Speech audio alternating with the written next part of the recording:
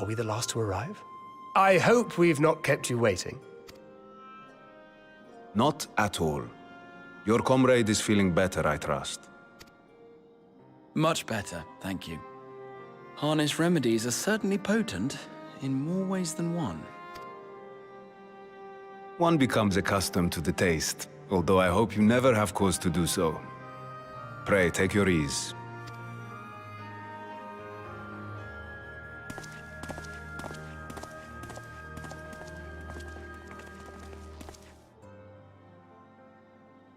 Full glad I am to see you all unharmed.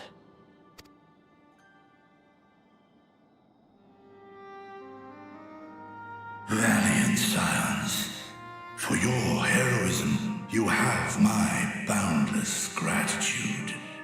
You cast down that dire tower and set free its hapless captives. You cleansed their... No words of thanks will suffice.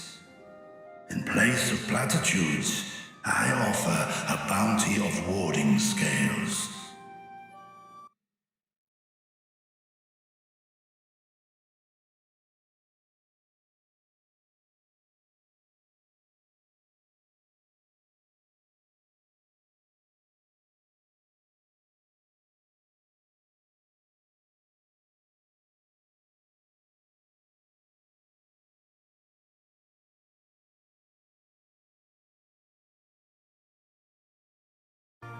Pray accept your due reward. Alone. Alchemists throughout the land were put to work in the forging of your talismans. The finished ones have been collected, and now await you at the High Crucible of Alchemia. Present this letter when you are ready to take them into your possession.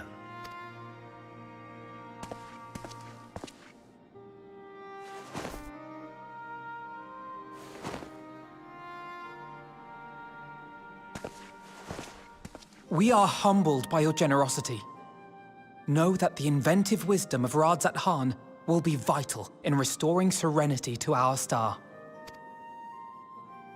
Every single one of those scales came from you, didn't they? You must still be in such pain.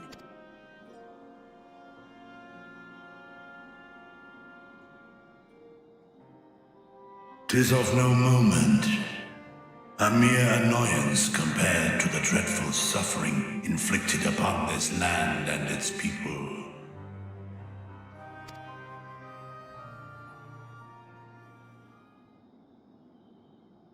Albeit brief, my involvement in the Dragonsong War afforded me a glimpse of the myriad sorrows which consumed both dragon and man. Though you were half a world away, such tragedies as befell your kin must have affected you deeply. And yet, you chose to live among men. In the age when that conflict first bloomed, my choice had already been made. In some distant place, man slew dragon, and dragon slaughtered man. Yet no hate could I muster for those smiling faces which did look to me for guidance. Not even my brother's righteous rage could rally me to his cause. I huddled here, secret and still, hoping against hope that which I had built would remain untouched by the chaos and carnage. 'Twould seem we share the same desire for peace, great Vritra. To that end, I wonder if we might trouble you with another question. The Telophoroi are intent on recreating the final days, an apocalyptic event which we know to predate the sundering of the star. As the longest lived among us, know you aught of this terrible cataclysm?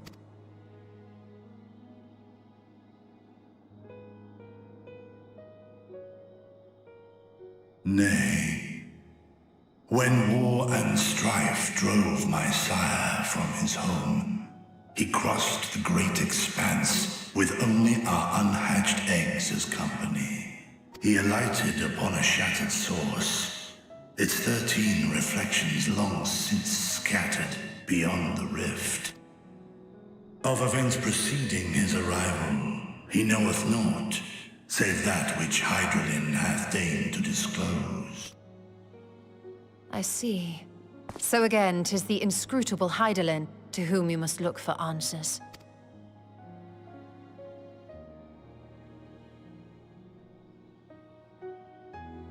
Seek you to divine the will of this star? If so, I have a tale which may afford you some small comfort. 'Tis a story from my youth, many, many years ago. To my sire, I once posed the question, of all the stars in the sky, why didst thou settle upon this one?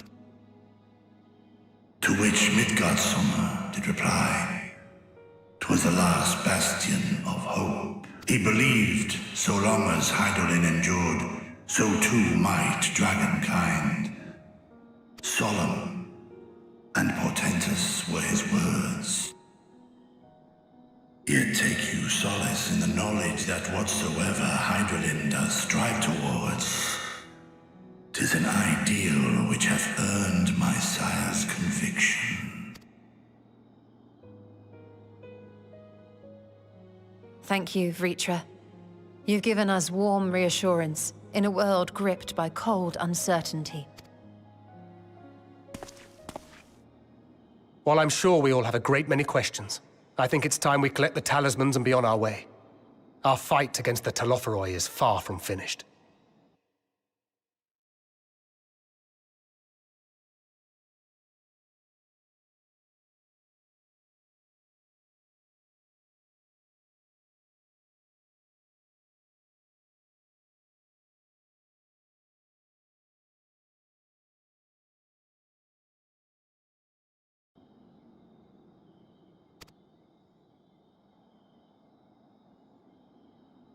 We must take our leave, but please do inform us if we can provide any further assistance.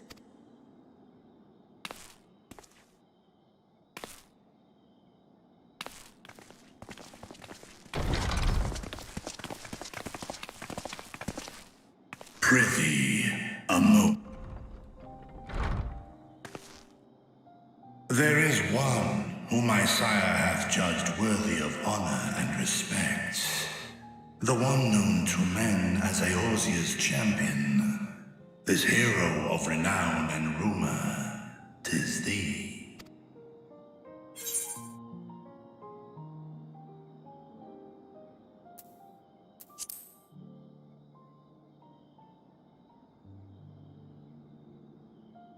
I know of his clash with Omega, and the long slumber which was his price. Yet even closed in sleep, my father's eyes are far from blind. He is watching over thee, watching over this world. 'Twas a revelation most pleasing that thou, a child of man, had gained Midgardsummer's trust. But alongside mine elation runneth a rivulet of dread. For upon thy life's reel wind too many threads of fate, power, weal enmeshed with woe. Amidst this tangled knot thou shalt know no rest. 'Tis an endless confluence of forces, a struggle without surcease. More terrible still is the attrition wrought upon thy companions, as they are swept up in the storm of thine existence.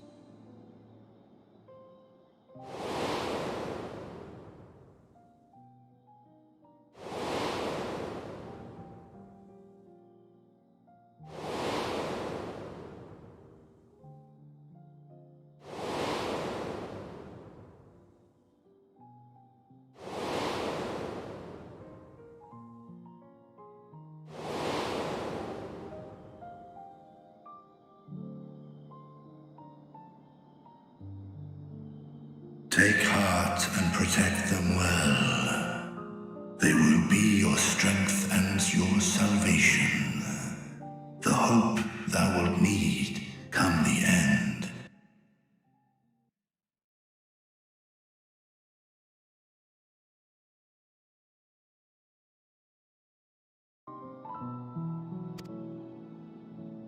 Even cowering behind my curtain, I know the suffering of the powerful. I have watched my siblings driven mad by loss. Thus do I exhort thee to spare no effort to keep thy loved ones safe.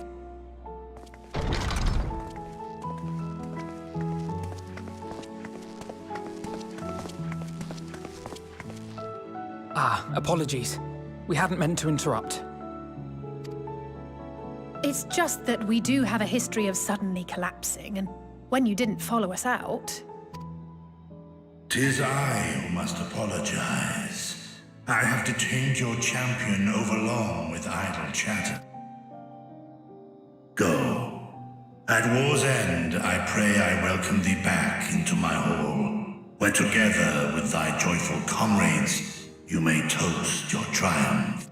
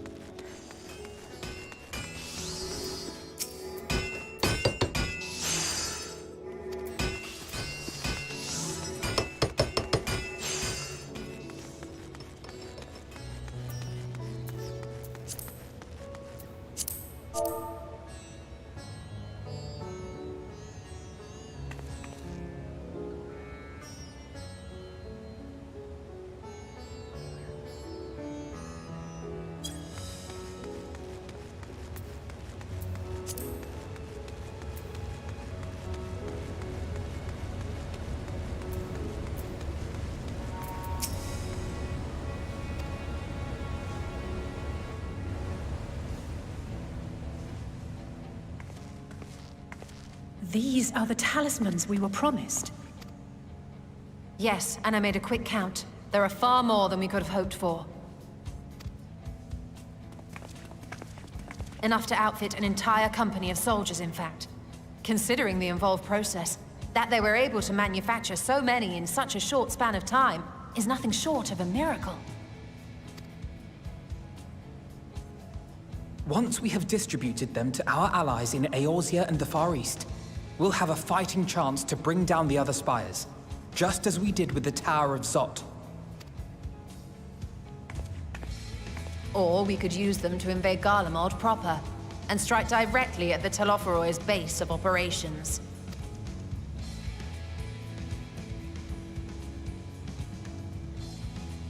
Of course, we would need to consult with various Alliance leaders before such a drastic measure could even be contemplated.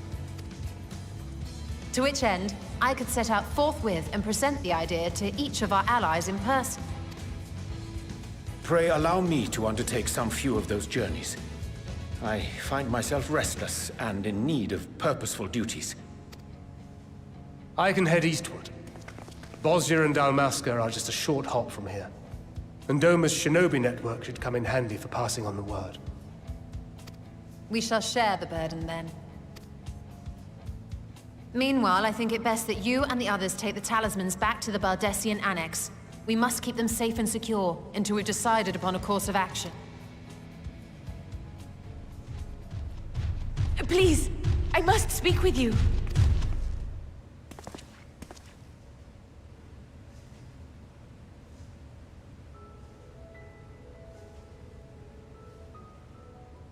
Nidana, you're awake. Yes. When I spoke with the carer at my bedside, she told me that one of the scions, a young woman, had cleansed me of the tower's corruption. It seems I'd been asleep ever since the treatment. But when I awoke and learned you were all still here, I knew I had to come.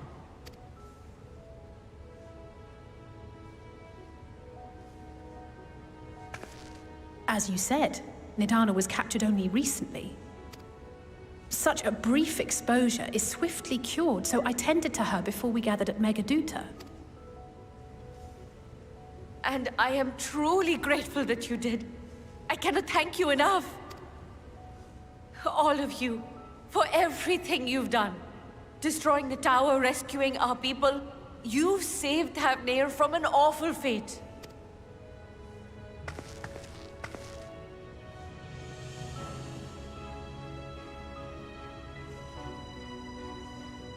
Yet who hath truly saved whom?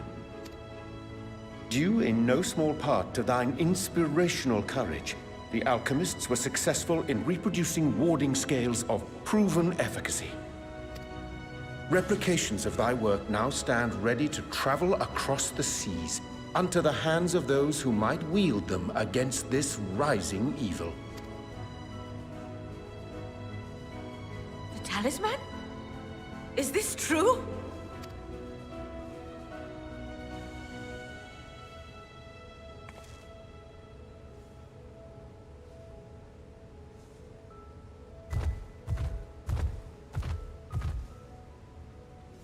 Oh, I was so groggy from sleep. I didn't even think to ask. Oh, our great work sent across the seas. It was worth it. Oh, it was all worth it.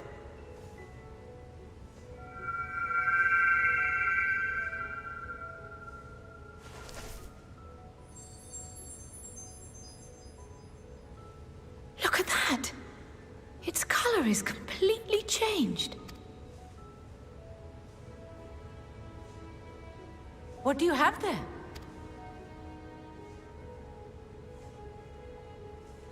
How unusual. I wonder if the effect is a reaction to Akasha. I'm afraid I'm not familiar with that term. Akasha? It is one of the unseen energies defined by Harnish alchemical theory. Though a gross oversimplification, some describe it as an essence influenced by feelings. You imply that it is distinct from ether? Us foreign scholars often conflate the two, but we see them as separate concepts. Ether is an energy which permeates the land. It exists within animals, objects, even the air we breathe, affecting all through which it flows. Akasha, on the other hand, exists in a domain beyond our reach. A gift bestowed from on high, or torn from the heavens in some traditions. Akasha can neither be created nor destroyed. It is beyond our power to purposefully alter or manipulate. The only thing observed to influence it is an abundance of, I want to say, spiritual emotion. As a veteran of the battlefield, surely you've experienced moments of desperation or exaltation when you've transcended the usual limits of your capabilities. That is a manifestation of Akasha, the invisible essence harnessed by heart, mind, and unyielding spirit. I really must hear more about this theory. Our disciplines are based entirely upon the idea that ether is the fundamental form of all energy. I'm glad my haphazard explanation has piqued your interest. But even for us, Akasha is a somewhat abstract field of study. A lack of practical application lends itself poorly to formalized research. Which is why my analysis of your flower can amount to little more than idle speculation. I am sorry. Nonsense! You have nothing to be sorry for. Your insight is much appreciated.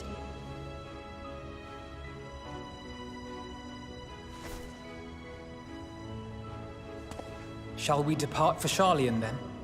I will see to it that the talismans arrive at the Annex. And we will be in touch once our talks are concluded. I suggest you rest while you can. From here onward, sleep is bound to be in short supply.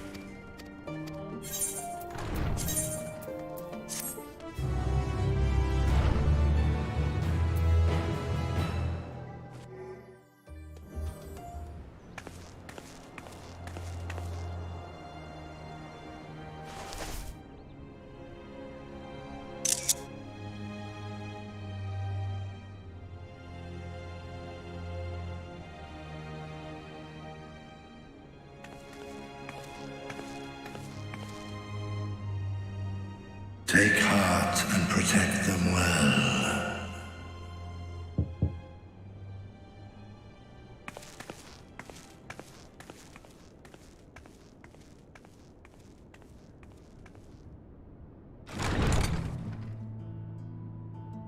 Good, you're here. You haven't eaten yet, have you? We've bought quite a spread if you're interested. Only the finest dining from the last stand.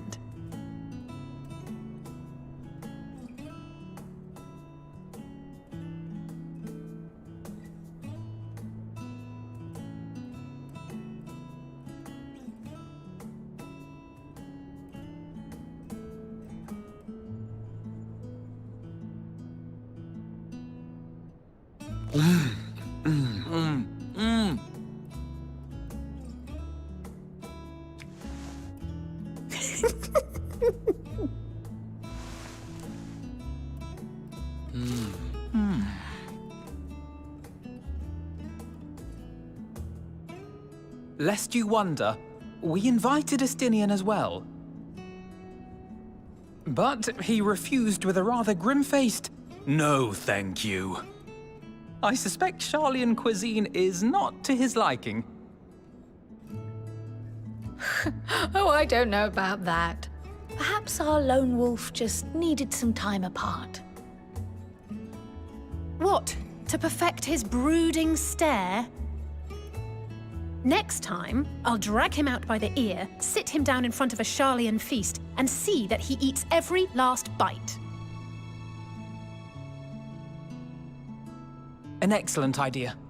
Of all people, warriors must take proper meals and rest if they are to maintain a healthy constitution. Poor Estinian, beset on all sides.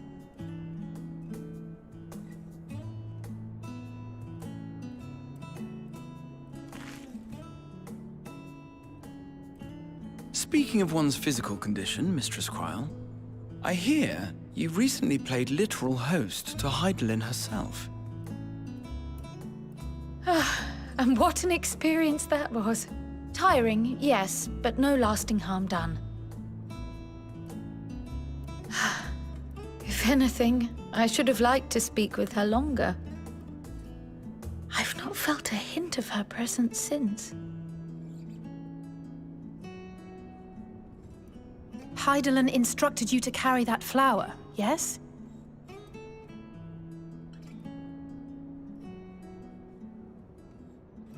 Twill be your guide, test and proof of your conviction. And then something about seeking joy in darkness, was it? Come to think of it, isn't that what happened with Nidana back in Radzat-Han? The flower did seem to radiate a joyful glow, as if reflecting the elation we all felt, the relief of a people with renewed hope. Indeed. And in turn, I felt buoyed by that radiance. 'Twas akin to spotting a beacon and knowing we were on the right path. I know we've not yet triumphed over the Tloforoi, or learned the full breadth of the Forum's plans. But even within the midst of our struggles, we find small moments of joy to sustain us. Rare and hard-won perhaps, but it is this pursuit of happiness that gives us the strength to carry on day after day.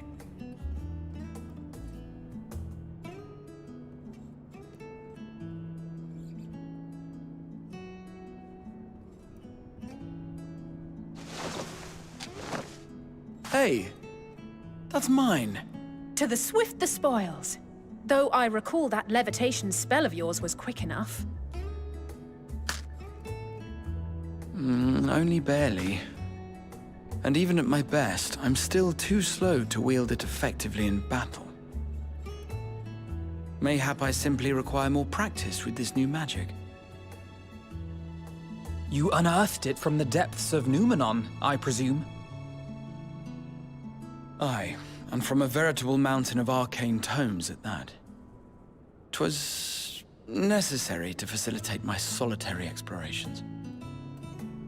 Or, to put it simply, you used it to sneak around the Forbidden Archives. Yes, well, after a fashion.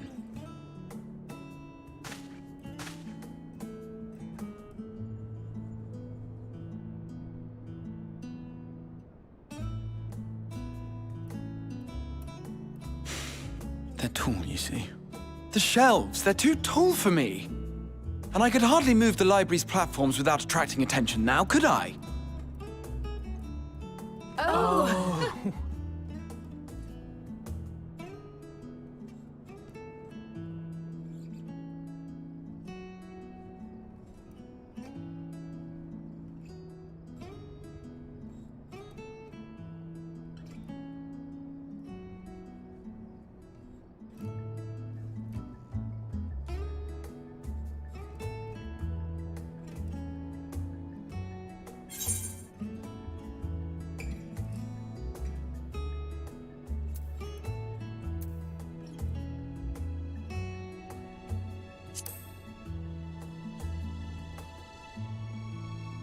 I'm not that ambitious. But 'tis pleasant to idle away the hours every once in a while.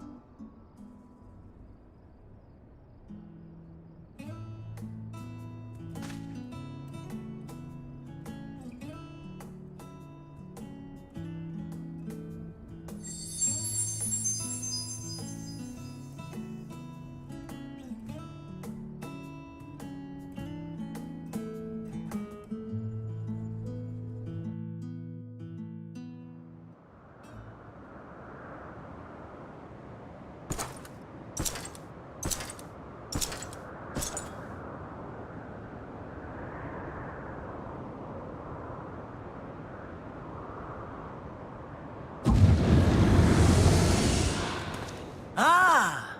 Enjoying the bracing cold, I see. Do you not own a warm coat or a cloak? Something in fur? Or fashioned from the skins of your enemies? Or... well, never mind that. I come to you once more as the bearer of bad news.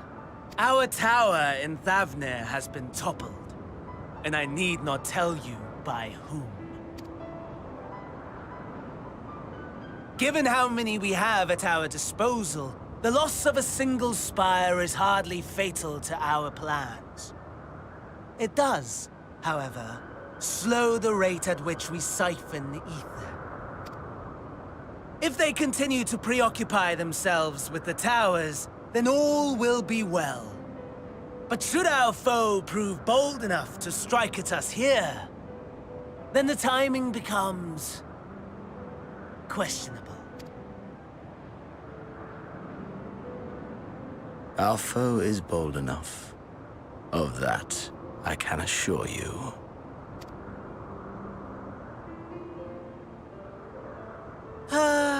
Yes, very well then. I suppose I must prepare a proper welcome. Honestly, talk of your nemesis is the only thing you seem to enjoy. Does nothing else spark your interest? No. All else is... equal. Equally tedious. Equally disappointing. The world is a tepid bog into which we sink, too weak to thrash as the mud clings to our eyes and fills our throats till we blissfully choke.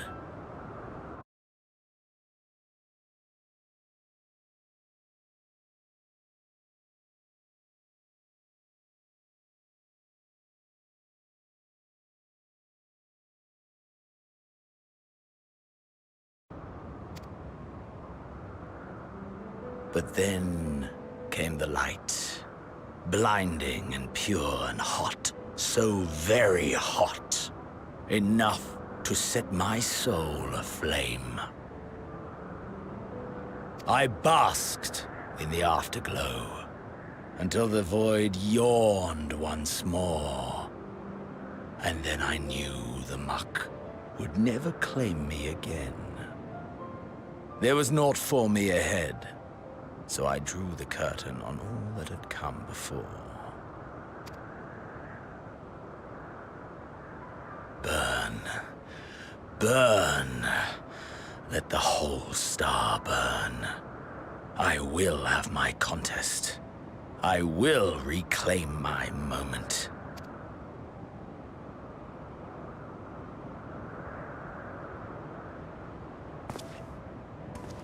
How wonderful that the emptiness of death has not dissuaded you from committing your life to its pursuit once more. I don't know whether to envy you or pity you.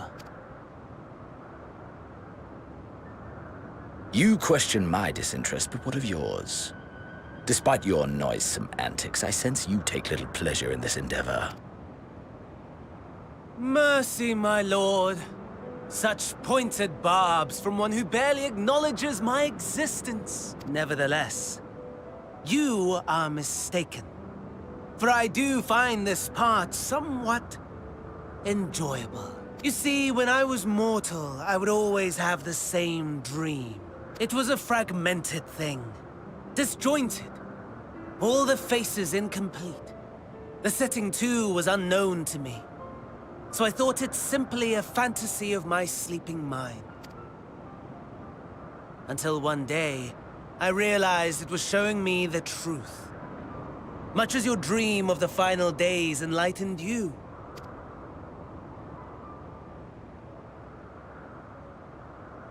And soon, very soon, the rest of the world will see the truth of my dream, too.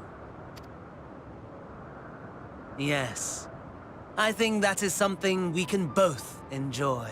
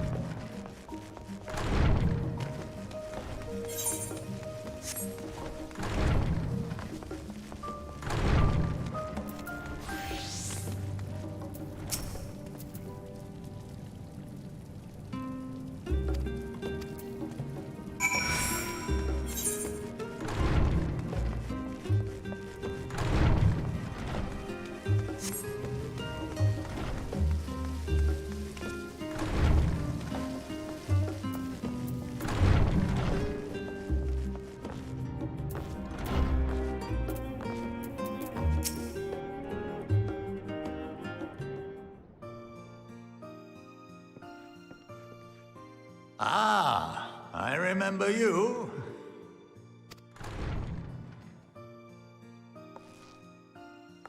I pray we have not caught you at an inopportune moment. We wanted to offer our thanks for your kind words in the forum.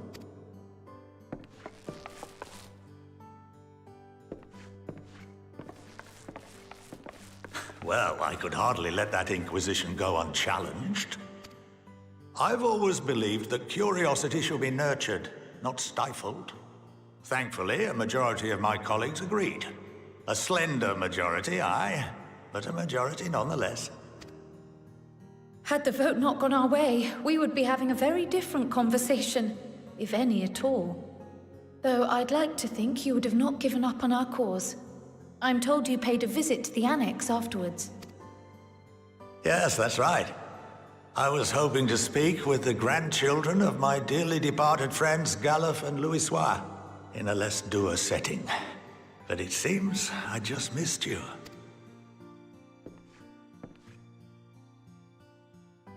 I still can't believe how much you've grown. If only your grandsires could have seen the way you presented yourselves to the Forum. You must have the patience of a saint, putting up with this lot and their antics. Never mind Matoya's prize student. Luckily, I know a thing or two about managing unruly younglings. If you ever need advice, don't hesitate to ask.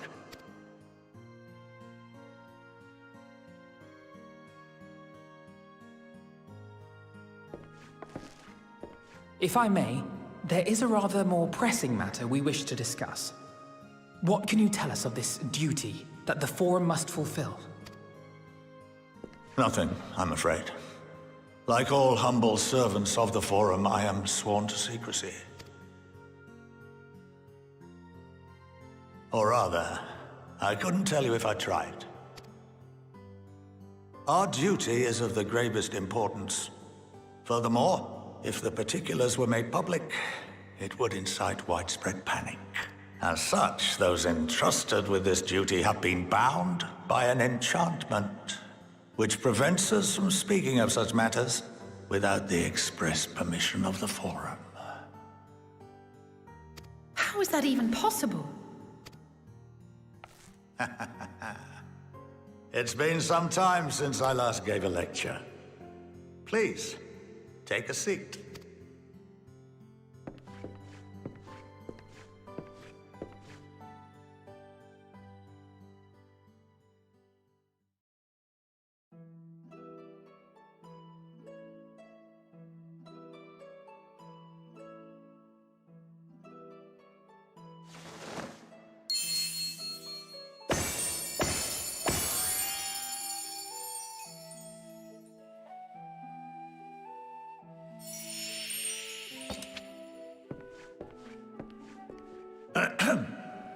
We shall begin by reviewing the fundamentals of etherology.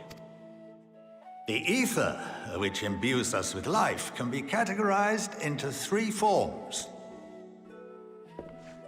Two are of the incorporeal sort, the soul and the memory. Can anyone tell me the third?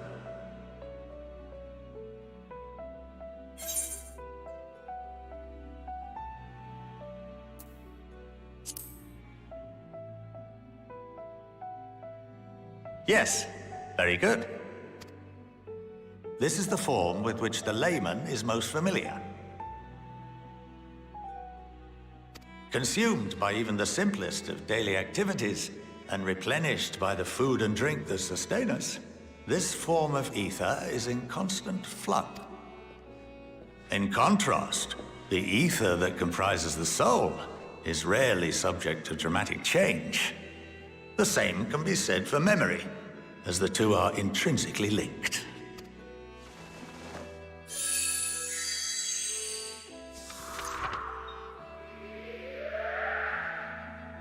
Picture the soul as paper, and memories as words written upon it.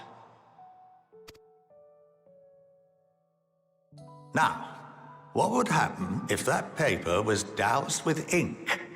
The same type of ether as comprises the memories.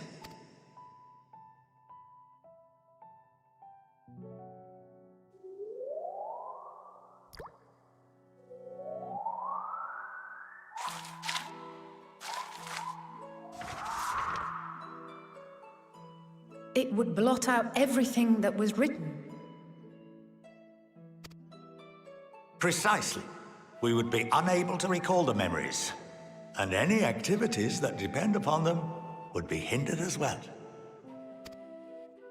In fact, this exact phenomenon was observed on a vast scale not so long ago. And what might that have been?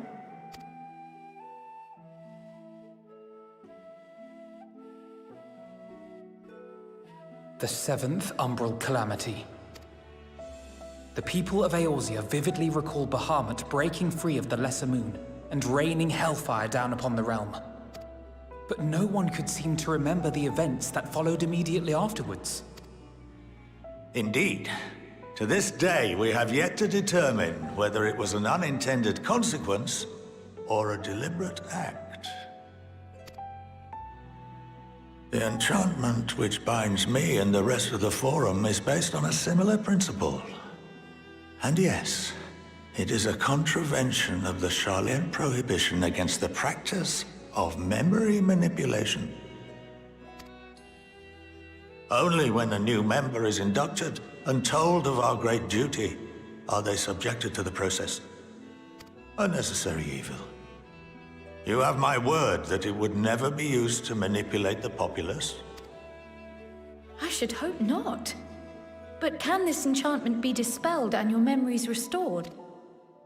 If 9/10 of our members give their approval, then the process may be reversed. Then, and only then, would we be able to speak freely to others of our sacred duty.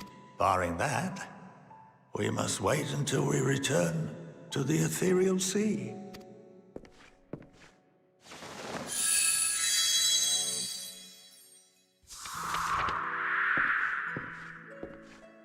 For there we will be purified, the blots upon our souls washed clean.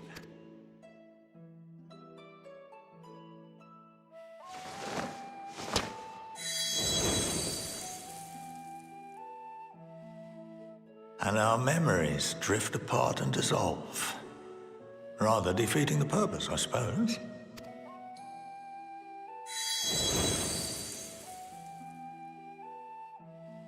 But there are those memories that are indelibly etched upon our souls, some believe. What happens after that?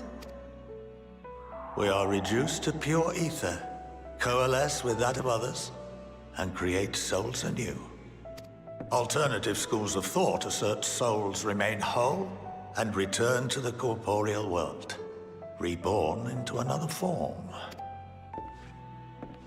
Both theories have their proponents. Personally, I consider each equally probable.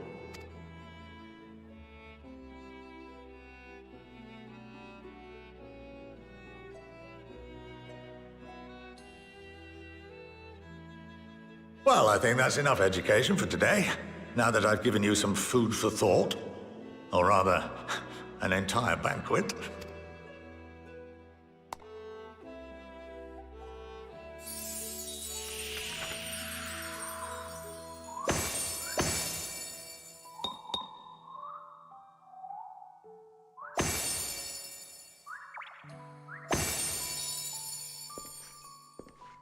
I would remind you that although I'm unable to assist you with certain matters, the resources at my disposal may still be of use to you. I'll arrange for you all to be given the run of Phenomenon. Of course, as associate to our alumni and the students of Baldessian, this privilege is extended to you as well, my friend. Oh, and I suggest you speak with Ki Aliapo. She's well known among the artisans of Sharlayan, and her network of contacts may prove useful in your search for knowledge.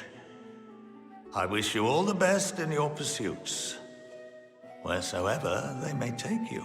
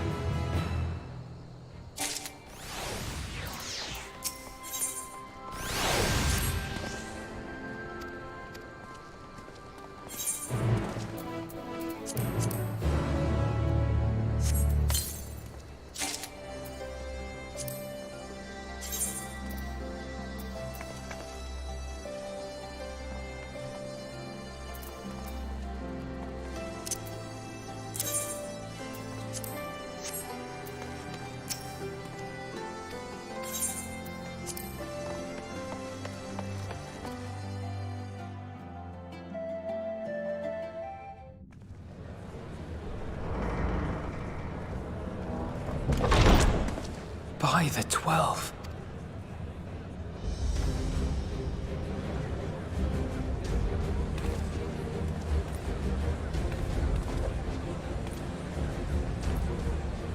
Glad you could join us. I hope you don't mind, but we went ahead and started without you. As you can imagine, our traveling companions were eager to become acquainted. 'Tis a rare thing indeed to see such a diverse and talented group of individuals assembled for a single purpose. We fight not only for the sake of Eorzea, but for the entire world, including the people of Garlemald. Much rides on the efforts of the Ilsabard contingent. Indeed, which is why I am glad to find myself in the company of many trusted comrades, yourselves included. Lucia! I have come at the behest of Lord Emmerich, who has honored me with the role of Ishgard's representative. And for the good of all nations, not least my former homeland, I am determined to see this mission through to its end. We have a hard road ahead of us, but walk it we shall, together.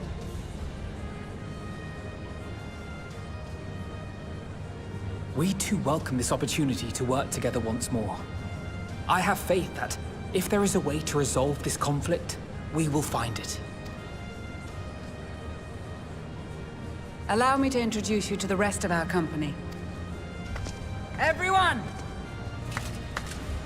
If I may have your attention.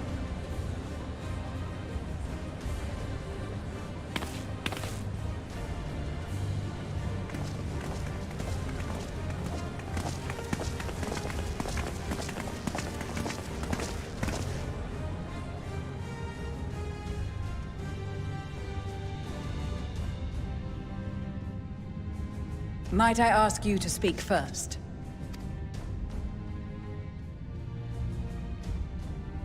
If I must. I am Arun Senna, spokesman for the Gridanian delegation. Here on behalf of my esteemed sister, the Elder Seedseer, we shall provide support and protection to those in need during our time in Garlemald.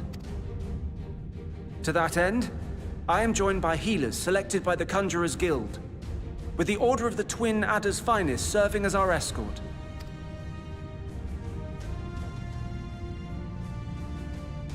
Of course, with an experienced white mage such as yourself accompanying us as well, those requiring more involved treatment will be in safe hands. Raya O sends her regards, by the way. Suppose I'd better say my piece. Wait, I know you. The name's Sicard, in case you've forgotten. Truth be told, I'd rather you had forgotten. Any road, the Admiral asked Captain Hilfear to send his best, and for whatever reason, he picked me. Of course, if I'd refused, I'd be the laughingstock of the bloody executioners, and my reputation's taken enough of a keyhauling as it is. But more importantly, like any pirate worth his salt, I know when you're staring down a storm, you gotta trust in the commander of your ship. So if the Admiral wants us to go to Garlemald, not for plunder and glory, but a promise of peace in our time, then that's what we'll do. Since we all know how much the Empire loves its steel, we thought we'd bring along a few smiths to make the most of it. Give them a pile of scrap and they'll cobble together anything you fancy. Of course, just like the Gridanians, we got fighters of our own. We might have come with a more constructive purpose in mind, but we're more than capable of cracking skulls, believe you me. Well, you're certainly raring to go. But then again, so are we. The most dependable warriors of Uldar and Alamigo have assembled at the Sultana and General Aldin's behest. If Garlemald has truly fallen, then the whole place is likely to be crawling with Telophoroi. We'll need plenty of troops to clear and hold a path for others to follow. That's where we come in. Naturally, Marshal Tarapin and I will be leading from the front.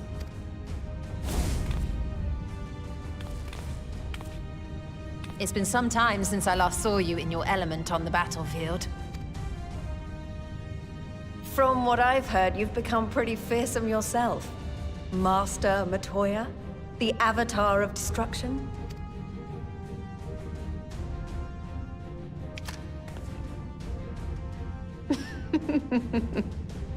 With comrades like these, I know we'll succeed, no matter what awaits us. And then we might finally get a chance to enjoy a good long rest. But until then, let's give it our all.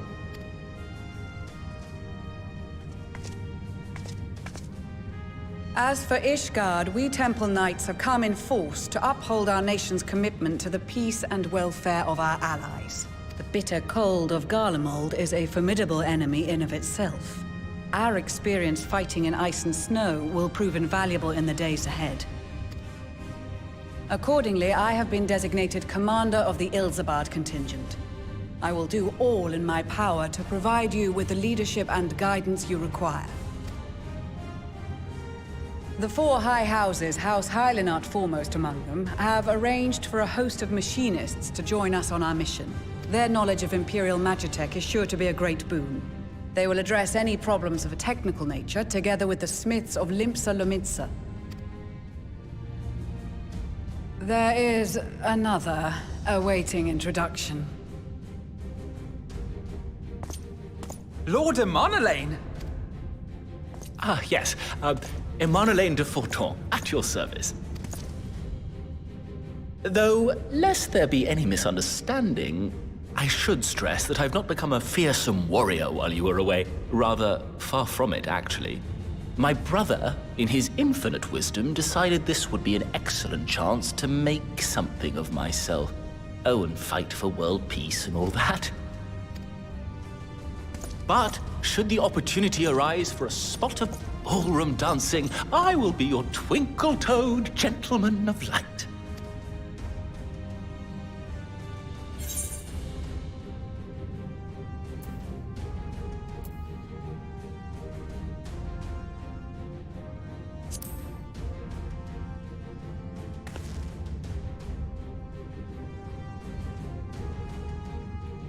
Huzzah! I cannot wait to regale Honoroa with my tales of derring-do. I believe that concludes introductions for the Grand Company of Eorzea. Our allies from the Eastern Alliance were due to arrive some time ago, but it would appear they have been delayed. Would that be the shinobi of Doma? Actually, they've been tasked with relaying messages back and forth between the various Eastern nations. According to Lord Hien, however, an equally capable company of warriors has been sent in their stead. Out of my way, you preening fool!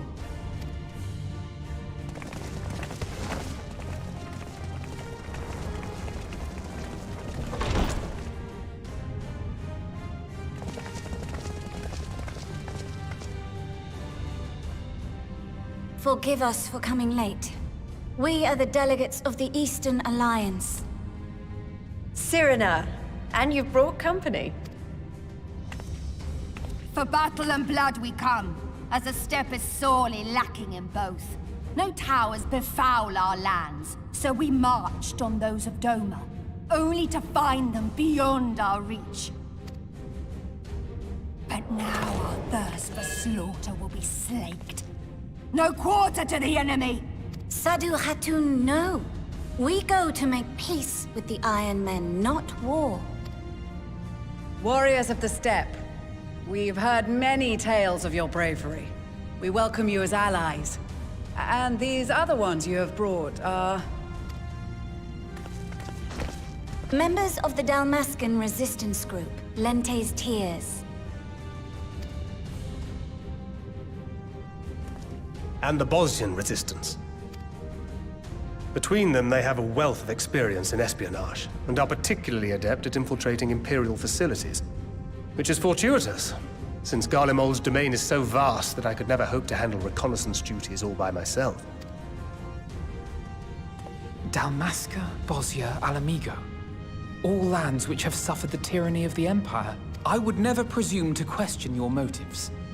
Nevertheless, I must reiterate that our goal is to aid the victims of the Telophoroi, the common folk of Garlemald. And they are victims, make no mistake. Though I understand that many may struggle to see them as such. You're more right than you know. For every one of us that answered the call, there were a dozen that refused. Not only in Alamigo, but everywhere we went. And who could blame them? The Empire's always been the enemy. But after seeing what we've seen, fighting and working against and with Garleans, there's no denying the simple truth. They're just people. No different from you or I. They've got their share of liars and murderers, but so do we. Fordola, who once swore herself to Garlemald, has proven herself a trusted ally time and time again. Every Eorzean here knows Cid Garland, the Imperial defector who shared with us countless technological wonders. Maxima, who stands with us today, tried to reform Garlemald from within and make peace with Doma. So you can believe me when I say that every fighter here understands and accepts that the Imperials are not monsters and are deserving of help. Or at least that they were able to put aside their feelings for the greater good. It won't be easy, but we're all determined to make this world a better place.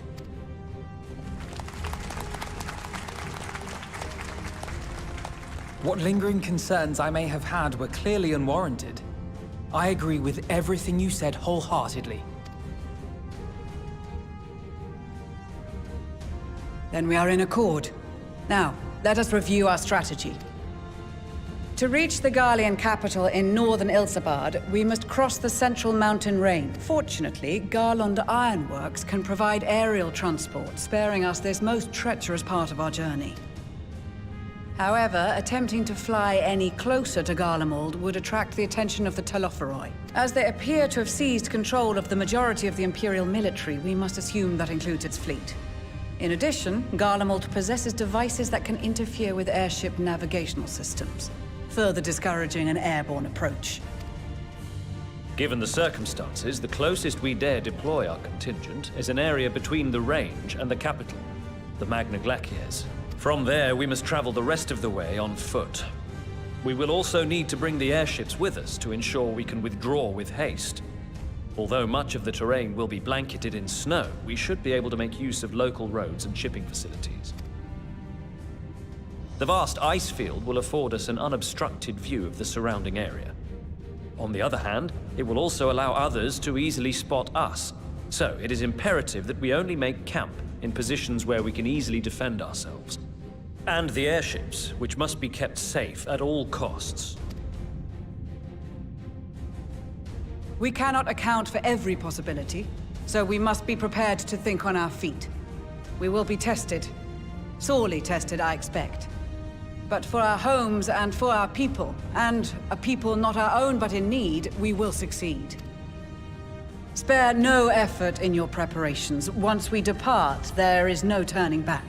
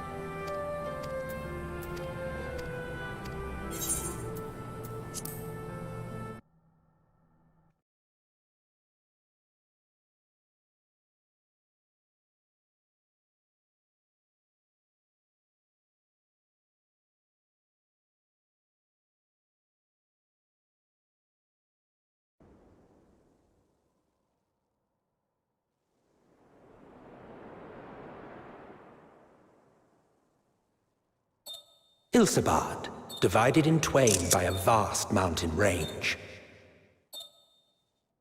Those who would traverse its jagged peaks face peril at every step. But why go by foot when one can simply fly?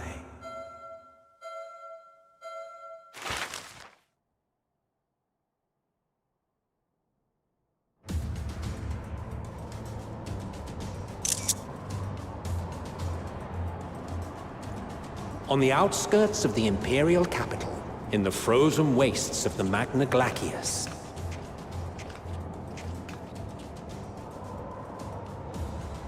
the winds howl in icy protest, as if to warn against further trespass.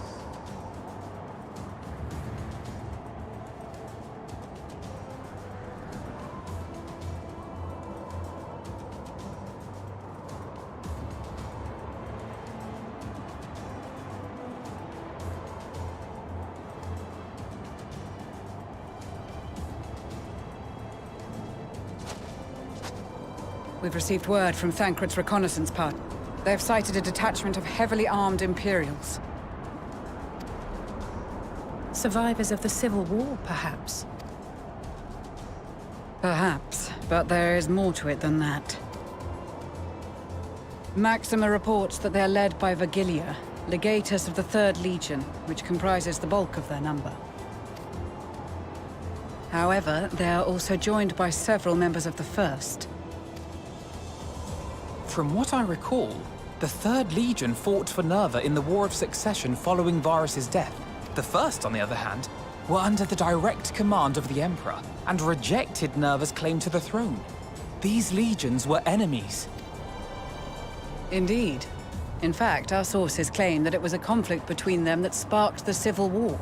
Yet now, these former foes cooperate to defend a ruined Garlemald from invasion.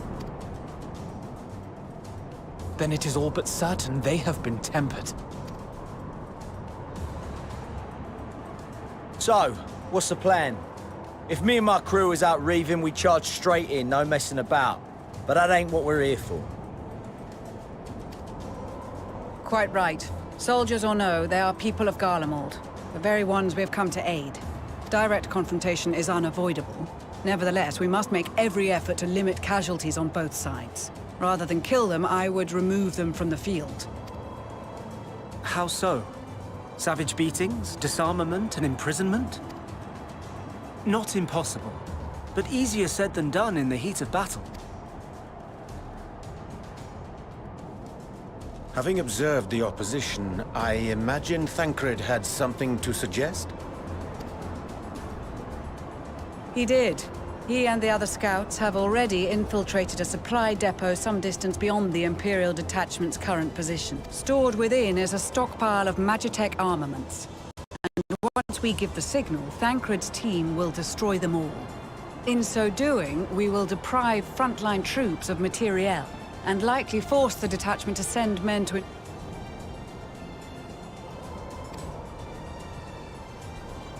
Divide and conquer. Not a bad idea. Once the scouts have finished their preparations, we will split into 2 groups. The first will form the vanguard, while the other brings up the rear with our support.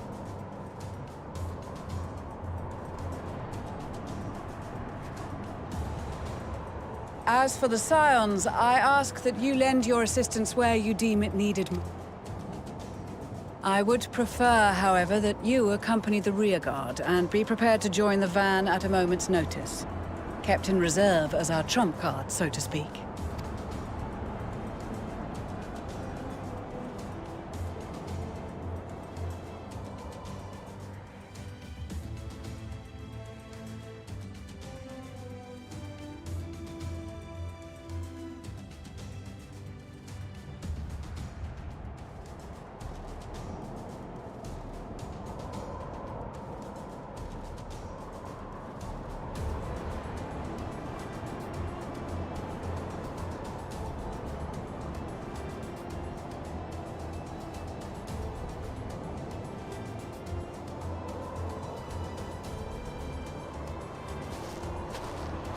Your proposal was well received. More specifically, they asked that we destroy the Imperial's toys in as spectacular a fashion as possible. Ishtola always did have a flair for the dramatic. She's not an easy woman to please, but I shall do my best to satisfy her thirst for fireworks. All right, once more for my peace of mind. Our first objective will be to rig the enemy's magitech with explosives. After we've withdrawn to a safe distance, we'll detonate them remotely. Our second will be to issue a deactivation command to the automated units via the control terminal. If our calculations are correct, this signal should reach those deployed on the front line, giving our friends a much-needed upper hand. A blizzard will help us stay hidden, so let's aim to get in and out before it passes. Trust in the plan. In the meantime, I will relay messages back and forth as the situation unfolds. You'll forgive me if I ask again, but are you certain you wish to play the lone wolf? Wouldn't have it any other way. Call it foolish and reckless if you like, but I'll get the job done. Very well. I wish you the best of luck.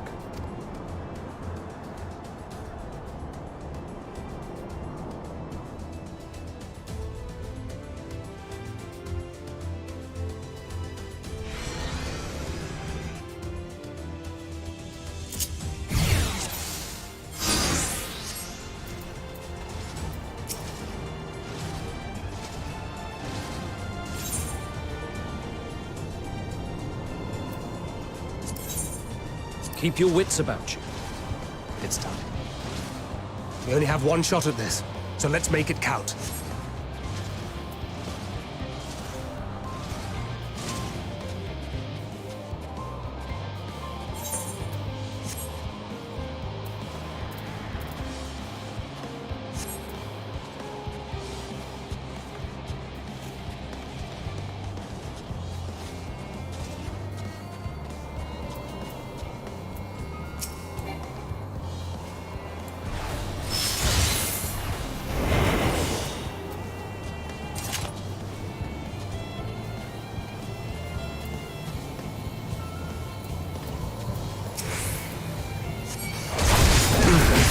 Must be losing my touch.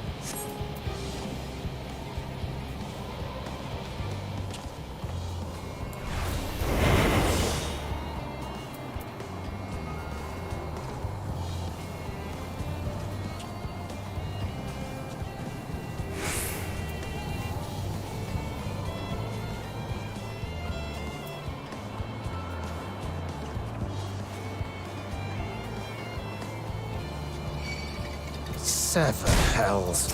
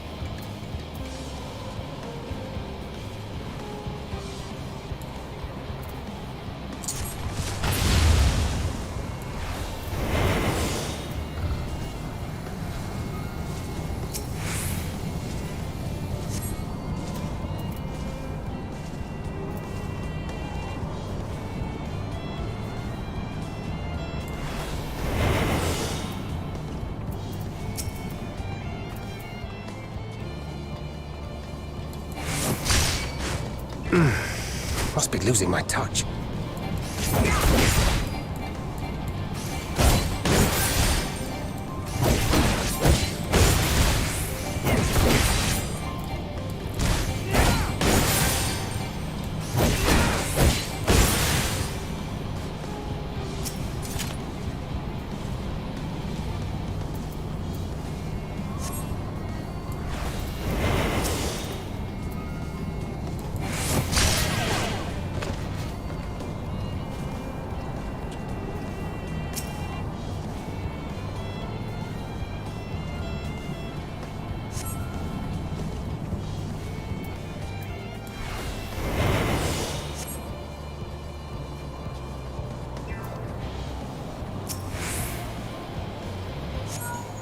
This is Thancred.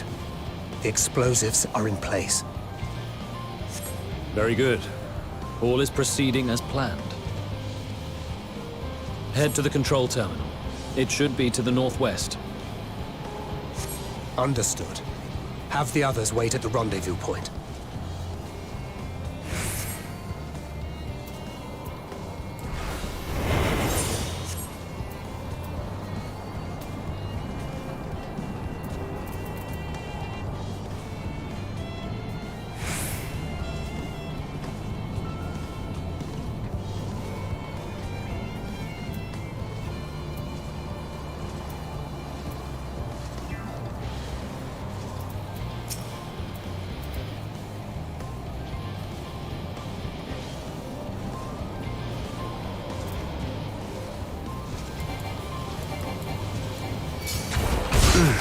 Must be losing my touch.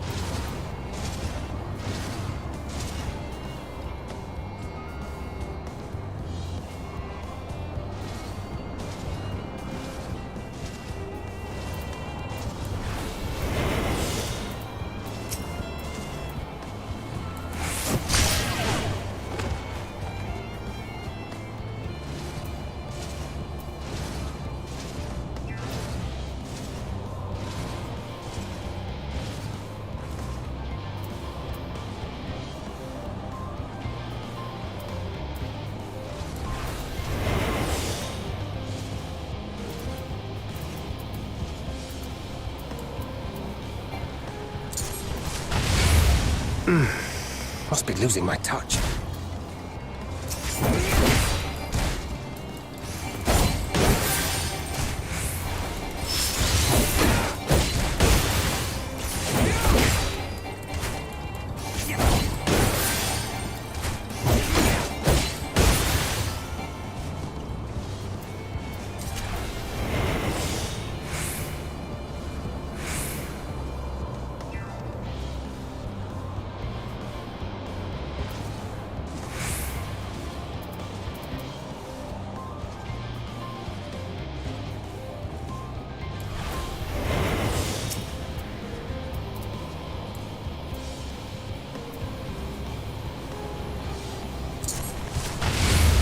Must be losing my temper.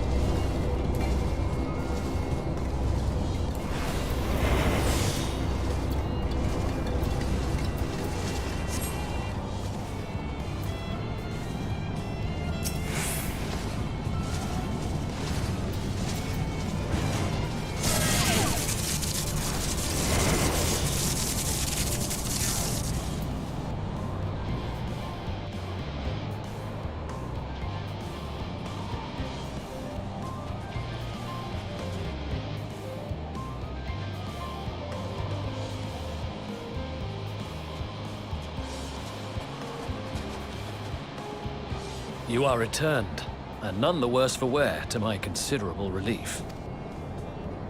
What news from our comrades? They stand at the ready. Excellent. Then let the fireworks begin.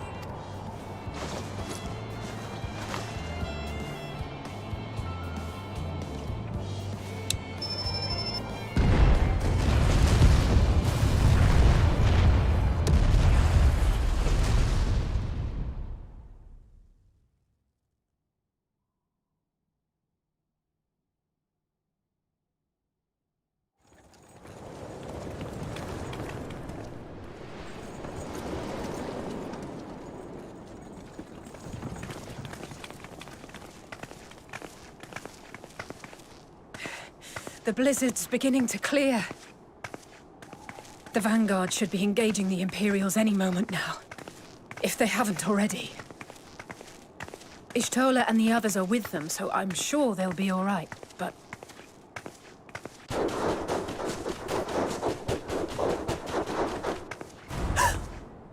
Wait! Something's coming!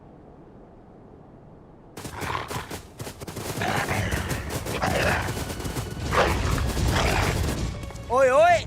Looks like we ain't the only ones who sent out scouts.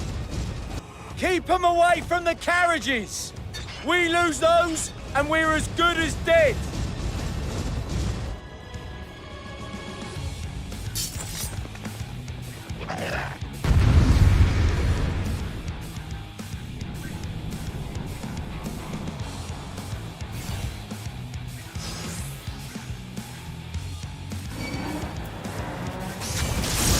Fighters! Protect the others!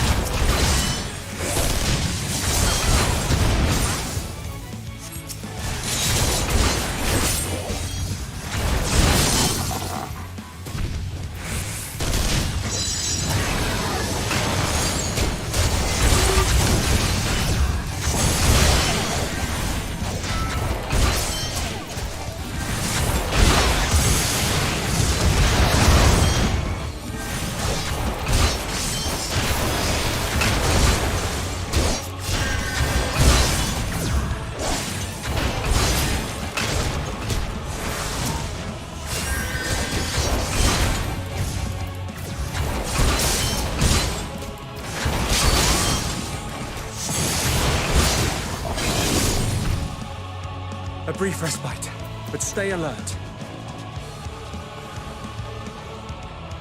Keep the carriages safe.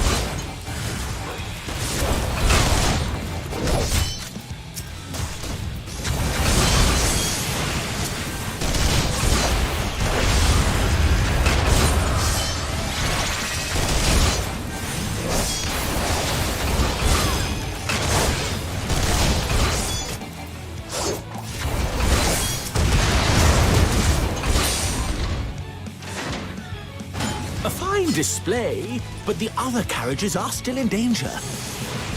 Go on ahead. We'll hold the line.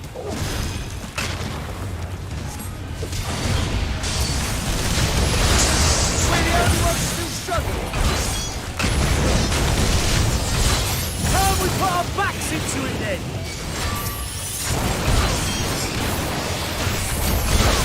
I've been itching for a good slap.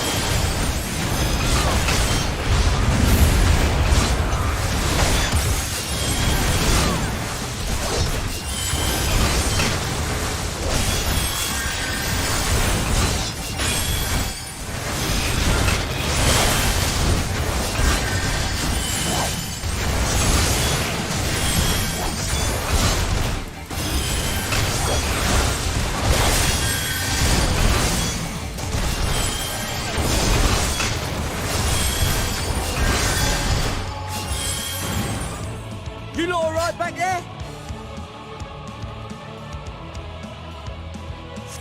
We're fine. I'm ready for more. Hear that? Get to the front and turn the tide.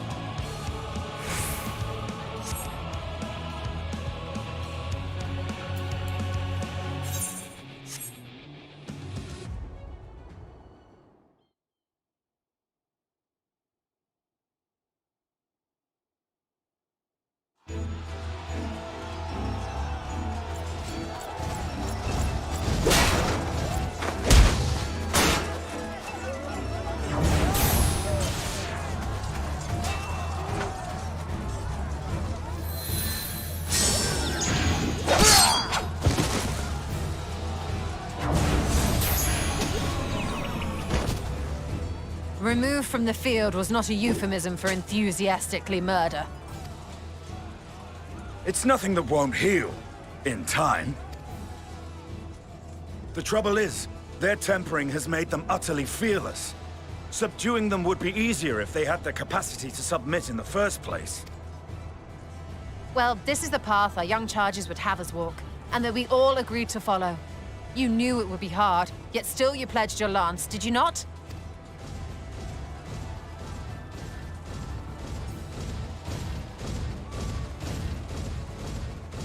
That I did.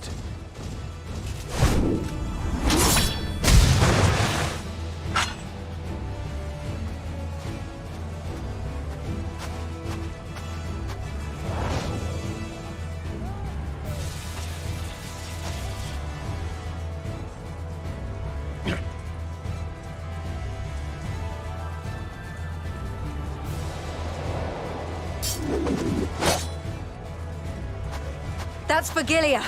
Damn it. I need to help the others take her down. There's no end to them!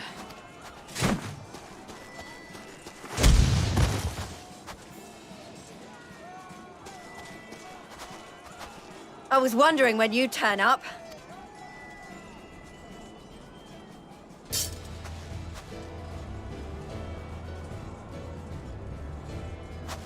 There's no stopping us now.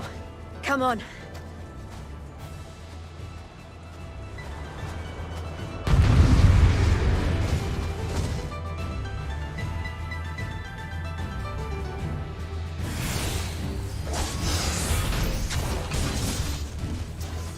We have them now! Forward!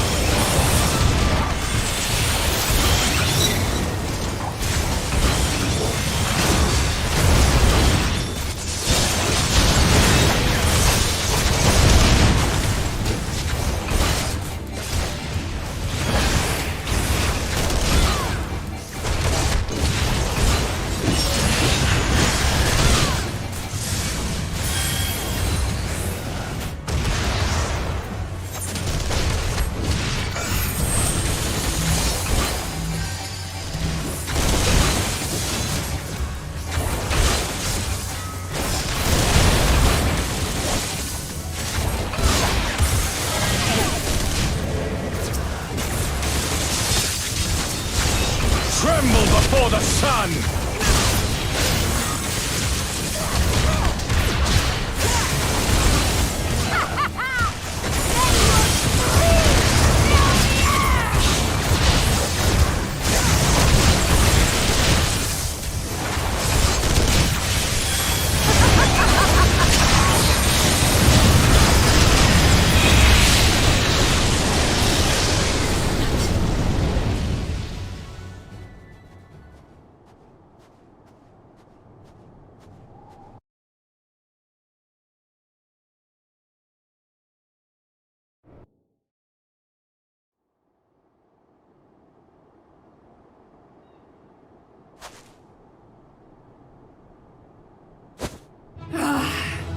A worthy adversary! Rest, recover, reclaim yourself. Then we will fight again, to the death! Sadu Hatun!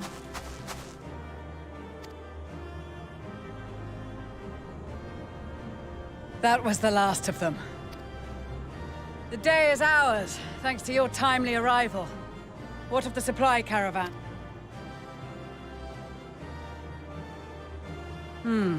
Outmaneuvered, but not outmatched. Good. Let us take the Imperials into custody and rejoin our comrades. And soon we shall arrive at the capital.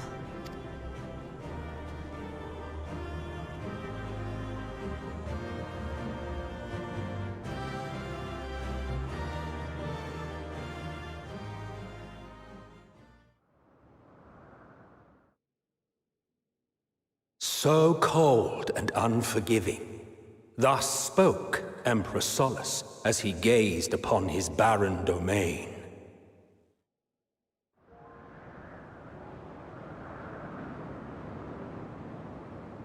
"800 years it had been since the Garleans first set foot here.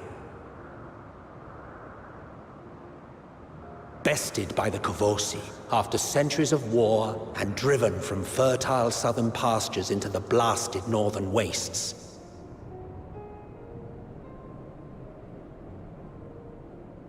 In that garden of desolation, they clung to one another for warmth, freezing, hungry, desperate, hated.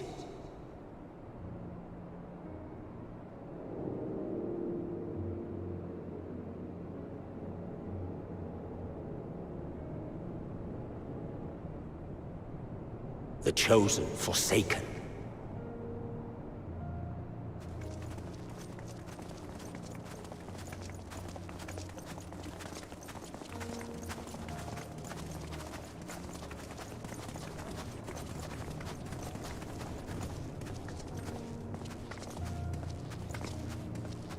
In the year 1513 of the 6th Astral Era, a young legatus named Solus single-handedly sparked the Magitech Revolution.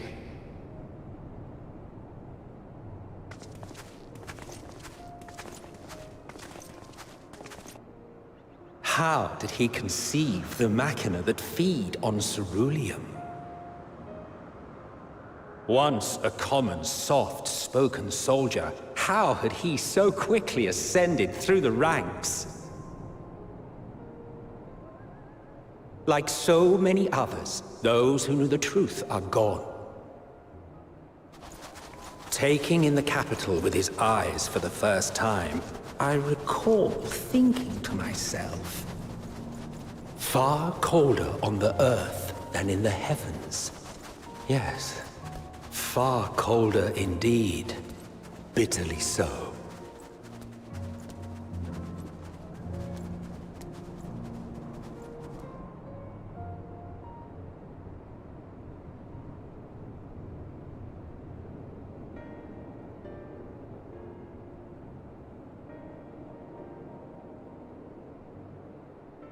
Not so much as a whisper. The roads leading beyond the city walls would have been used less in recent years. Nevertheless, this was one of the most important gateways into the capital. A buzz day and night with activity, aye. Merchants passing through the checkpoint, many of them stopping at the local hostelries. Surely they cannot all have been tempered. we can consider the question after we have made camp. If we spend any longer outside, we may well freeze to death where we stand. The tempered Imperials, too.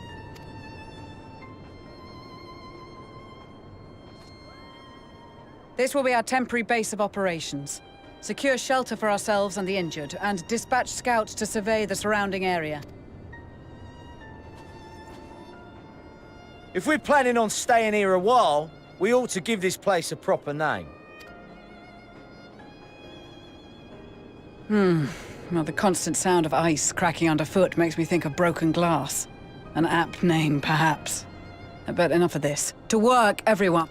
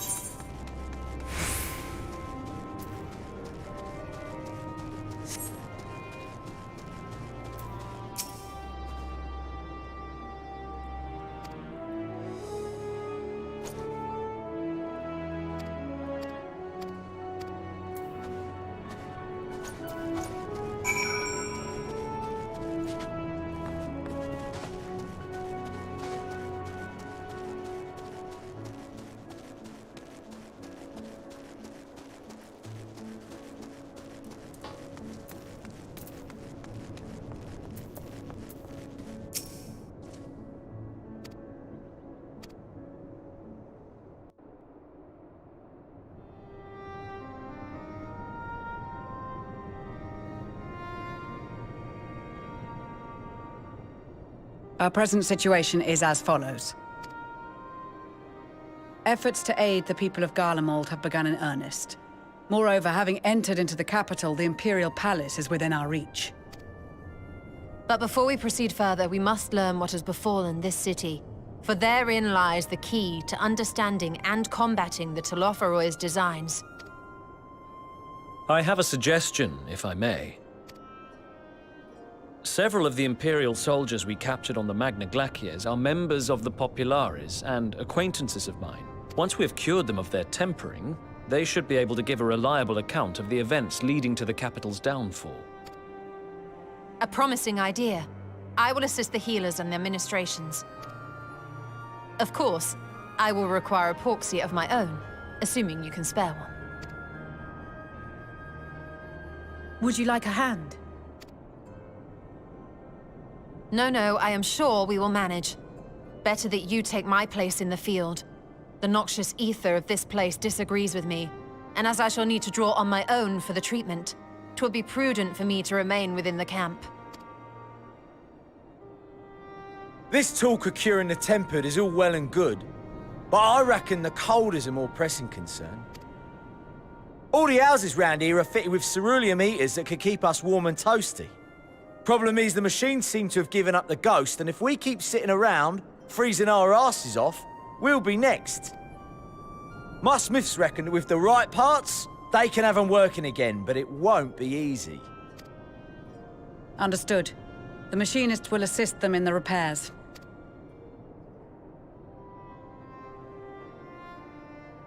The rest of us should either stand watch or survey the area. We've made our presence known to the Talofaroi. They will be searching for us, if they have not already ascertained our position. That we have seen no sign of them since the battle suggests they have yet to do so. However, I suspect they may be biding their time. Or perhaps we are beneath their notice.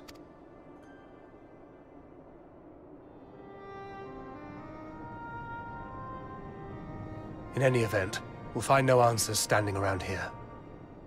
Urianger, Estinian and myself have visited Garlemald recently, so we'll lead the reconnaissance efforts. Perhaps bolstered by a few Bosnian and Dalmascian scouts from my previous excursion for good measure.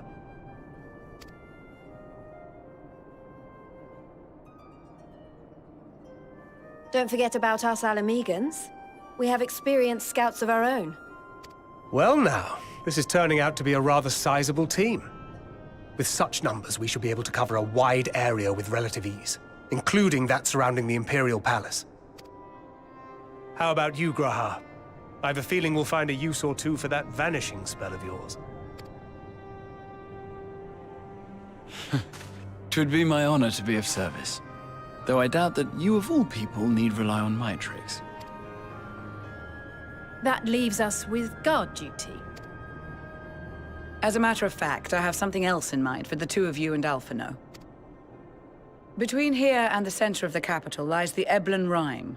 I would have you search the area for survivors. Your keen sense of direction, honed in your extensive travels, should prove useful in navigating the ice fields.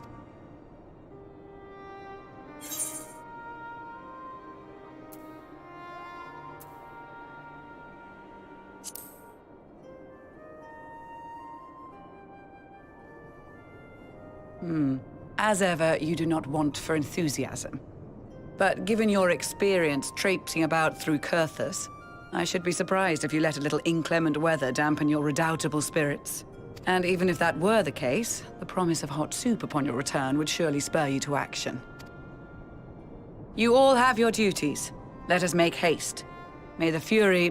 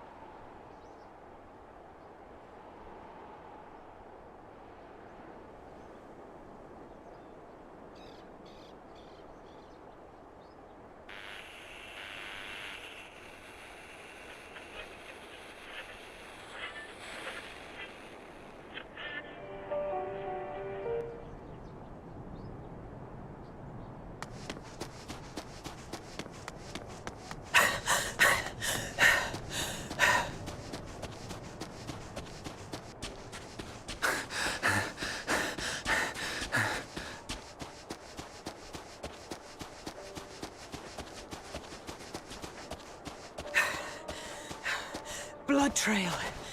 We found one. They were attacked.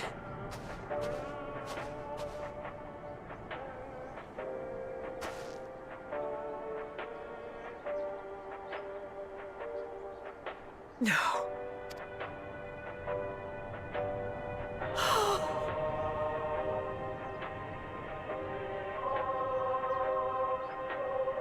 Why? Why wouldn't they?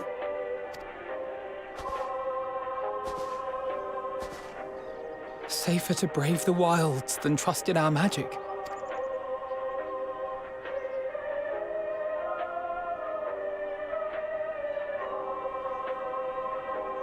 We should have... I should have...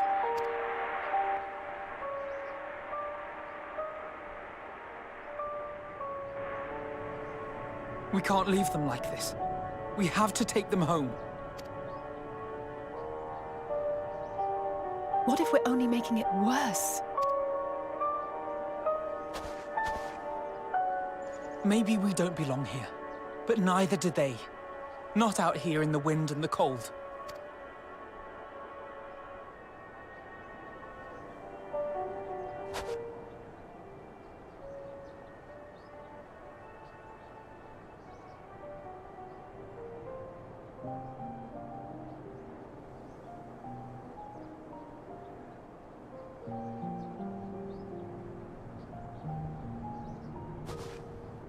I heard the story about Varus's voice from beyond the grave.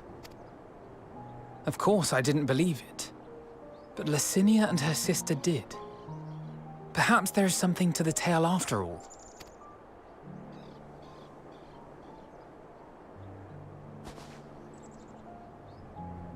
I want to understand, so I'm going to borrow this for a while, if that's all right.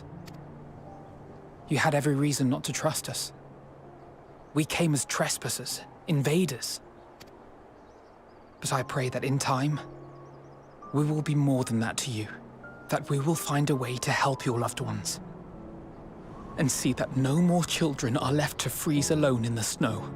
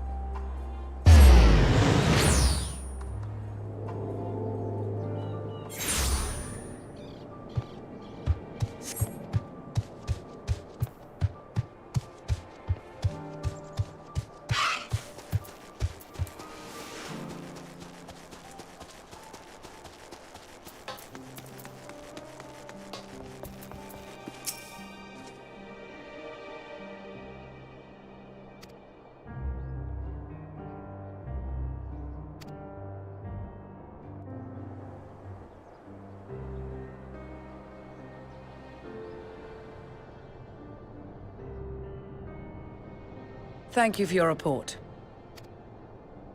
We shall inform the troops of these developments and instruct them to proceed with the utmost caution should they encounter any survivors. Allow me to go and speak with the ones at the victor's spoils. They may be more willing to listen to a fellow Garlean and accept our offer of assistance. I pray you are right. And though I am loath to burden you any further, should there be an appropriate occasion to speak of Licinia and her sister, please do so.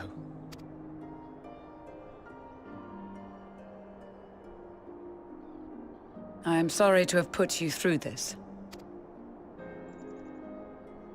My distress is nothing compared to their suffering. So tell me, what else have we learned?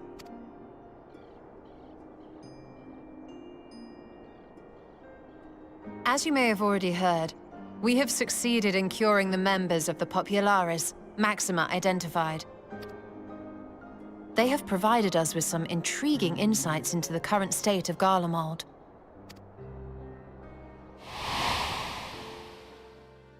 The assassination of Emperor Varus was the catalyst for the civil war. Nerva declared his claim to the throne, and his opponents refused to recognize it. Fighting broke out in the capital, where Nerva's Third Legion clashed with the First, who remained loyal to Varus even after his death. Of course, even Imperial warmongers would balk at the idea of turning their shining city into a battleground. Like burning down the wood to spite the wasps. Neither side would be so mad. Unless something or someone inflamed their animosity to such an extent that they could not help but act against their better judgment.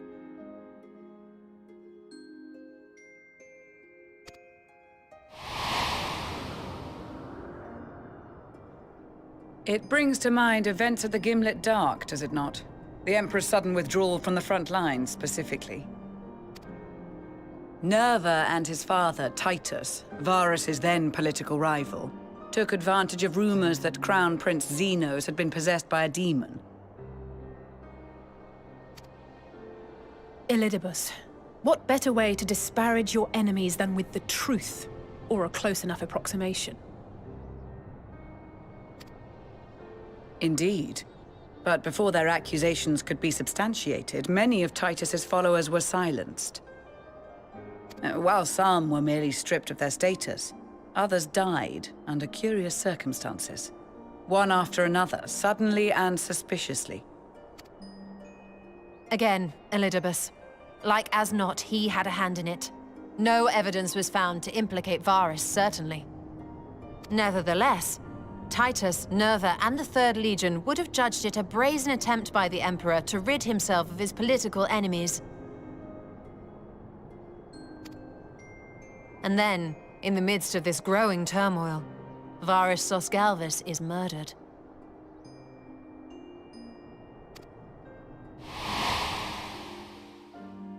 And Garlemald's own prodigal son, Gaius van Belsar, is named the murderer. Shortly thereafter, Nerva claims the right of succession, and in response, the First Legion claims the assassination was part of a coup d'etat orchestrated by Titus and Nerva.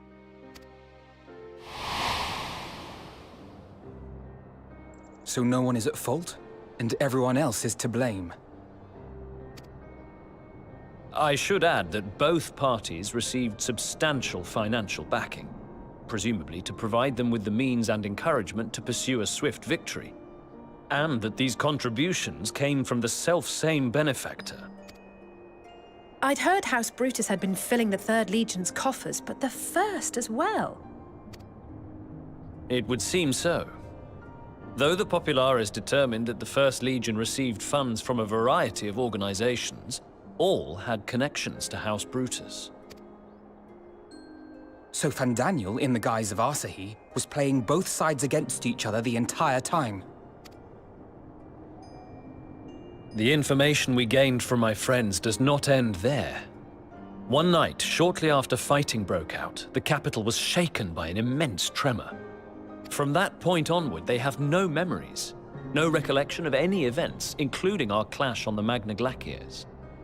But when asked about the Imperial Palace and its bizarre transformation, they somehow recall Emperor Varus giving them orders in their dreams. May the Tower of Babel stand as testament to the glory of Garlemald. This sounds awfully familiar. We have something to show you all.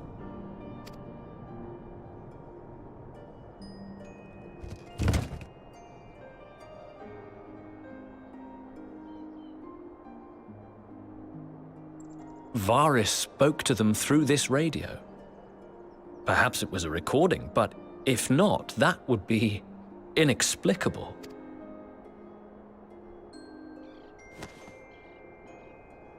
We are of one mind, then. The ether that permeates the ore used in this device is almost identical to that of the talismans. I see it. While it is likely more by coincidence than design, these devices might also ward against a primal's influence. A picture is beginning to form. If the tremor felt throughout Garlemald was a wave of ether emitted by a primal, then while those within range would have been tempered, those huddled around a radio desperate for news concerning the Civil War would have been spared. No wonder Licinia kept it close.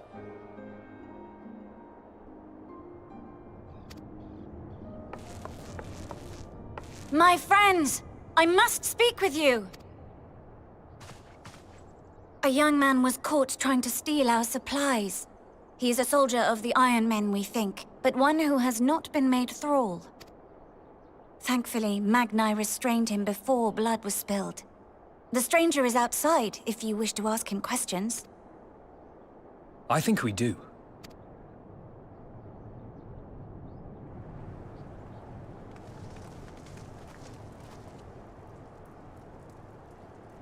Who do we have here?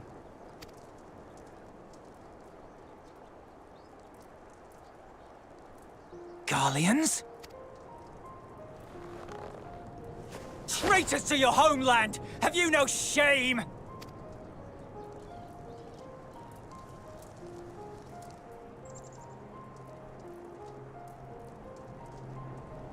I am Lucia Junius, a Temple Knight of Ishgard.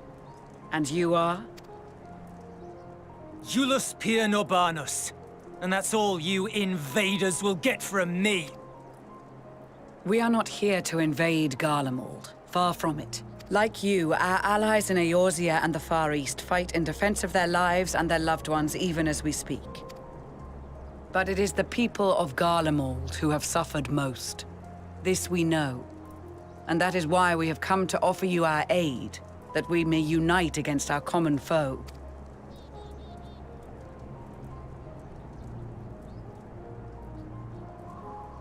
Whether you believe me or not, those are the facts. Now, answer me this. Why would a proud soldier of the Empire be reduced to stealing? The situation must be dire indeed for you to go to such lengths. If it is supplies you seek, we would gladly share ours, or turn a blind eye while you leave with your spoils.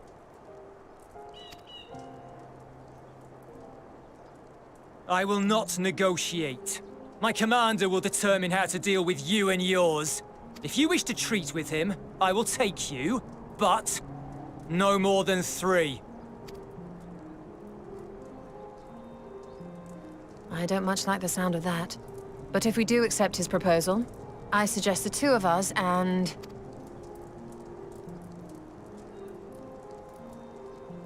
Please allow me and Alize to act as envoys. May I ask why? We have seen with our own eyes the hardships the Garleans face. How their futures and lives hang in the balance. It's not the warmest invitation, but it's an opportunity to prove our intentions true. Maybe not a chance to make things right, but a chance to make them better.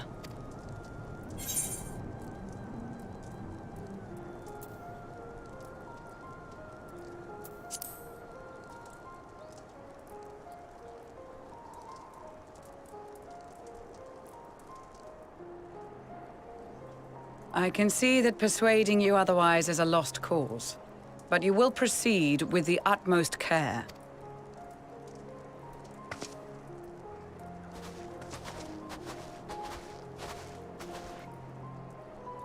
couple of children and what? A sellsword? Is this an insult? Not in the least. You will find that they are more than qualified to speak on our behalf.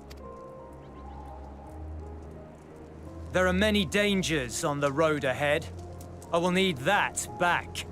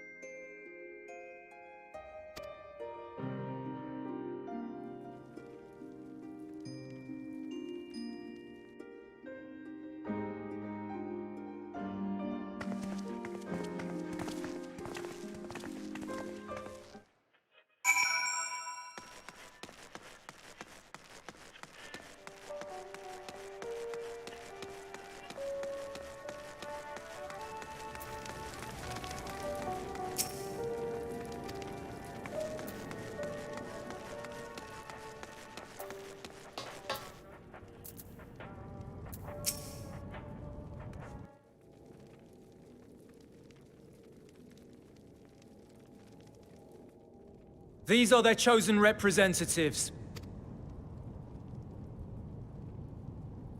Very well. Let us hear what they have to say. Yes, sir.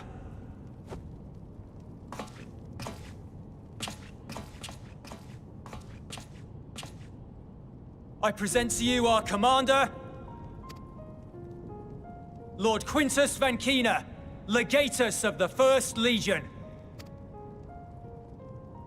The First? I had no idea you had survived. We lost our Emperor, our city, more than half our troops. For my wounds, I may never take the field again. But we survived, aye. In a manner much to your liking, I dare say. We have no intention of adding to your misfortunes, nor do we bear you any ill will. Spare me. Though you children may speak in earnest, overtures of peace ever ring hollow in my ears. So long as man stands to profit from his neighbor's suffering, war is inevitable. Driven from our ancestral homeland into this blasted waste. Yet still you yearned to rob us of our paltry scraps. 'Twas only with Magitech that you learned to keep your distance. Though we knew it was only a matter of time before you regrouped and returned. Conquest and Empire were our only defenses. Emperors Solus and Varys understood this, and through their campaigns saw us grow and prosper.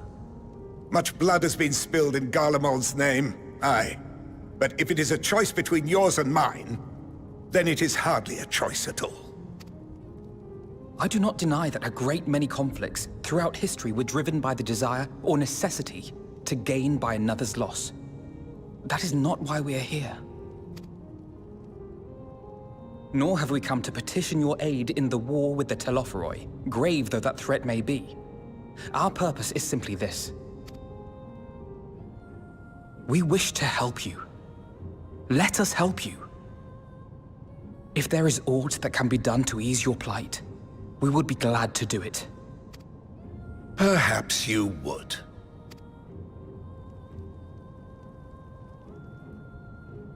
But regardless of the ideals you espouse, your leaders would not send an army into Garlemald if they did not stand to benefit. If we accept their aid, they will expect their efforts to be rewarded once the Telophoroi are no longer a threat. And after compensation and concessions, the great empire would be brought to heel. Her enemies rejoice at her downfall. Our third eye, a mark of shame. We won't stand idly by and let your people be humiliated. And we're not alone in that. We only want to make a difference, to make this world of ours better. Surely you can understand that. What I'm trying to say is, there are so many people who just don't care about making you suffer. And maybe that's almost insulting after all the suffering you feel the world has subjected your people to, but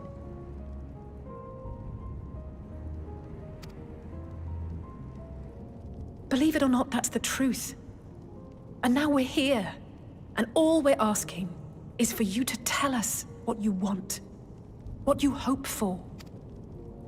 So much blood has been shed, so much lost. All because of this endless war. Who wouldn't want to end it? Can we not work together to face our problems as one?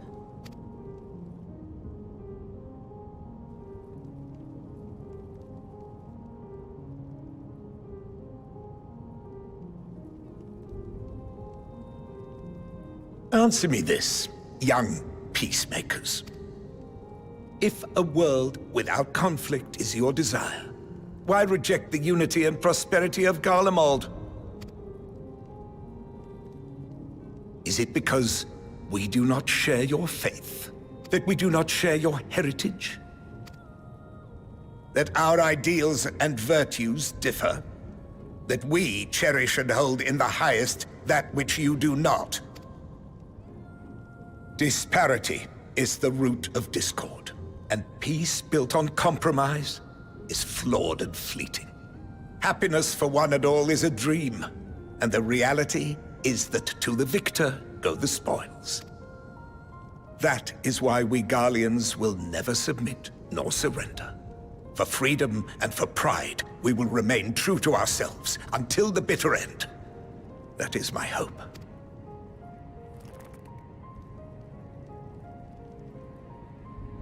It seems there is nothing more to say on the matter.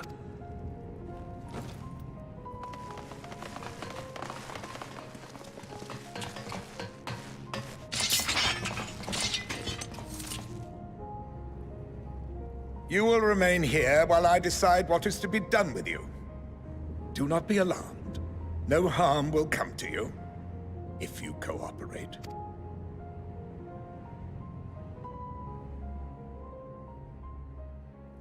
We will not resist. However, as your guests, I ask that we be allowed to speak with the other members of your group. As you wish. I had no intention of locking you up, as by dawn you would be frozen stiff and you're no good to me dead. You are free to move about the encampment, but there is one condition. Collar them.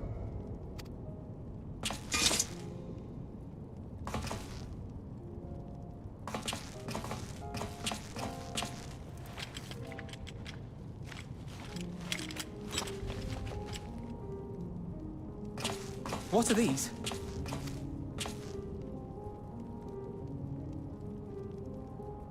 Incentive. You'll be watched at all times. Stray too far or act suspiciously, and we will administer a rather painful shock. Stop. Keep away from that one.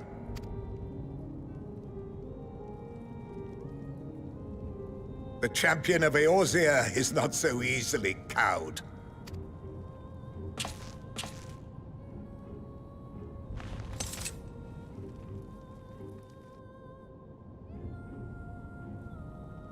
Even if she allowed herself to be collared, the shock would be no more than an itch. No. If she refuses to obey, we will activate the twins' restraints instead.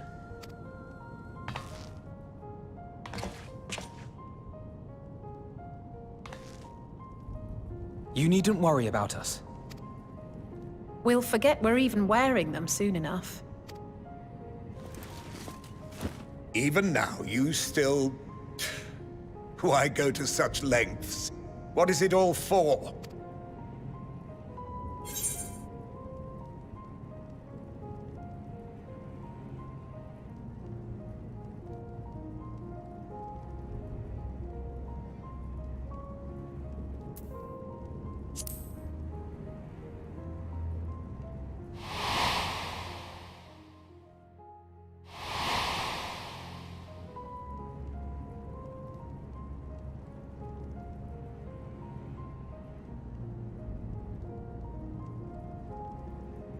You are a curious one. A far cry from the merciless barbarian others paint you to be. You will be their warden. Take them away. Yes, sir.